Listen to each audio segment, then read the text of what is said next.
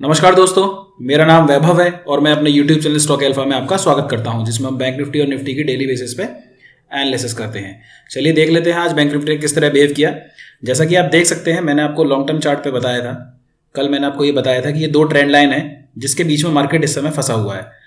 जिस भी तरफ हमको ब्रेकडाउन या ब्रेकआउट मिलेगा हम वहाँ ट्रेड करेंगे। लेकिन मैंने आपको पहले ही क्लियरली बताया था कि अगर गैप अप होता है, चाहे वो थोड़ा सा ही हो, और अगर हमें यही जो हमारी ट्रेंड लाइन है इसके आसपास हमको अगर शॉर्ट करने का मौका मिलता है, यानी कि कोई नेगेटिव कैंडल अगर यहाँ फॉर्मेशन होता है तो हम उसको शॉर्ट कर सकते हैं। जैसे कि आप देख सकते हैं नेगेटिव कैंडल यहाँ पे बनी और जिसका हाई को लेकर हमने इसको शॉर्ट किया और मैंने आपको 43,000 तक के टारगेट दिए थे, जो कि इजीली मार्केट ने अचीव करे, इनफैक्ट उससे भी कहीं ज्यादा। लेकिन जो हमारा टारगेट था 43,000 का वो अचीव हुआ।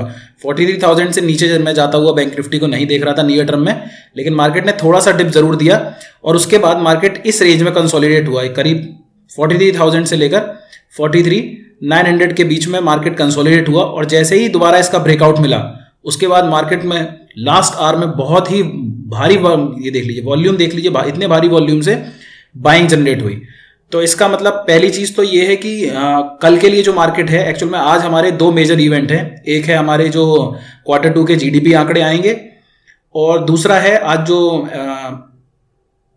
जो सेंट्रल एजेंसी है US की, उसके जो चेयरमैन है पावेल साहब, उनकी आज एक कॉन्फ्रेंस है। तो उसके ऊपर पूरी दुनिया की नजर है कि वो क्या बोलेंगे और उससे लोग अंदाजा लगाएंगे कि जो 14 दिसंबर को जो बैठक होने वाली है उसमें रेट हाइक करेगा कि नहीं US, या करेगा तो कितने करेगा और कितनी तेजी से करेगा, यानी 0.5 बेसिस होगा या 0.75 बेसिस होगा।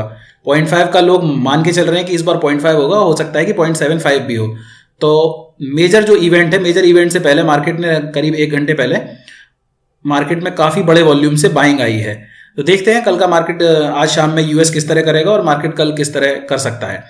तो हमारे लिए जो मेजर जो हमारे लिए सपोर्ट बन गया है वो करीब 43,000 का मेजर सपोर्ट बन गया है। आप देख लीजिए 43,000 के ऊपर मार्केट सस्टेन कर रहा है और बहुत, मतलब अभी तक 3-4 दिन से हम क्या देख रहे थे, 43,000 के आसपास ही कंसोलिडेट कर रहा था। लेकिन आज के दिन मार्केट ने जो क्लोजिंग दी है वो 43,200 से ऊपर की क्लोजिंग दी है।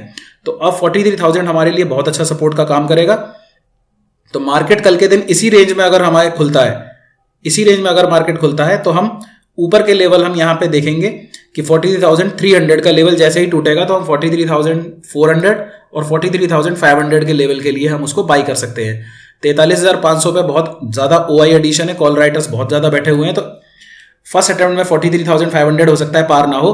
तो जैसे ही 43,500 के आसपास आए, एक डिप मिले, उसके बाद अगर मार्केट फिर यहाँ पे 300 के आसपास कंसोलिडेट हो तब 40,500 के लेवल हमको टूटते हुए मिलेंगे और हो सकता है 40,800 तक के भी लेवल हमको कल के दिन देखने को मिल सकते हैं। नीचे की तरफ हम क्या कर सकते हैं कि मार्केट इसी रेंज में ओपन होता है तो हम 43,000 का लेवल टूटने का इंतजार करेंगे, उसके बाद ही हम उसको शॉर्ट करेंगे, क्योंकि अब ये एक पूरे सपोर्ट का काम करेगा। मान लीजिए कल बहुत बड़ा गैप अप ओपन हो जाए, करीब 43,500 के आसपास गैप अप ओपन होता है, तो जैसा कि हम पिछले 3 दिन से देख रहे हैं, जैसा यहां पर देखिए आज हमको यहाँ पर एक नेगेटिव कैंडल मिली, उससे पहले हमको यहाँ एक नेगेटिव कैंडल मिली थी। तो ऐसा ही अगर कोई नेगेटिव कैंडल हमको यहाँ कहीं मिलती है, यानी कि 43,500-600 के आसपास कोई नेगेटिव कैंडल मिलती है, तो उसके हाई को लेकर हम उस SL लगा के उसको शॉर्ट कर सकते हैं। हमारे टारगेट हो सकते हैं 43,200 और 43,000 हमारा फाइनल टारगेट होगा। मान लीजिए कल पावेल साहब कुछ ऐसा बोल देते हैं कि अचानक गैप डाउन हो जाता है, तो गैप डाउन में हमको जो देखना है, अगर मार्केट यहाँ कहीं ओपन होता है 43,000 के नीचे अगर मार्केट ओपन होता है तो पहले जो हमारे लिए जो क्रूशियल लेवल होगा, पहले तो आप ये समझिए कि जो भी गैप डाउन होगा वो मार्केट जो है उसको एक अपॉर्चुनिटी की तरह लेगा। तो हो सकता है कि बहुत तेजी से बाइंग आए, तो उसमें हमें बस यही ध्यान रखना है, अगर 43,000 के नीचे अगर मार्केट कंसोलिडेट होने लगता है तब हम 43,900 का जैसे ही लेवल टूटेगा तो हम उसको शॉर्ट कर सकते हैं। टारगेट हमारे रहेंगे 42,600 और 42,300। 42,500 को बहुत आसानी से लेवल अभी नहीं तोड़ेगा, क्योंकि 42,500 पे बहुत ज्यादा पुट राइटिंग हो रखी है, तो हो सकता है कि आसानी से ना टूटे। तो हमें बस यही ध्यान रखना है, कल इस रेंज में अगर कंसोलिडेट होता है मार्केट तो 43,300 हमारा ऊपर की तरफ लेवल और 43,000 नीचे की तरफ लेवल। याद रखिएगा ये सारा का सारा एक रेजिस्टेंस जोन है 43,500 के आसपास। तो जैसे ही 43,500 के आसपास जैसे ये नेगेटिव कैंडल हमको यहाँ मिली है, इसको हम लेके मार्केट को शॉर्ट कर सकते हैं, बहुत ही अच्छे हमको टारगेट मिल सकते हैं।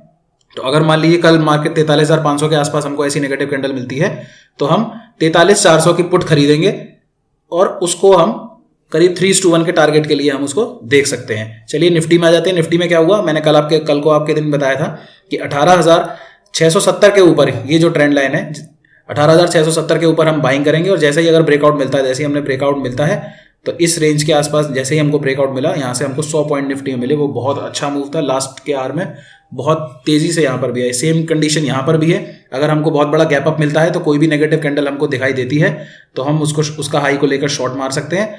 लेकिन निफ्टी जो है वो बैंक निफ्टी से ज़्यादा बेहतर है, तो कल के दिन में ये हो सकता है कि निफ्टी हमारा ज़्यादा अच्छी तरह मूव करे। तो हमारे लिए मेन जो रहेगा इसी रेंज में ओपन हो, और 18,700 का जैसे ही 18,800 का जैसे ही लेवल तोड़ेगा तो 18,900 से लेकर 19,000 तक की भी टारगेट हमको कल के दिन देखने को मिल सकते हैं।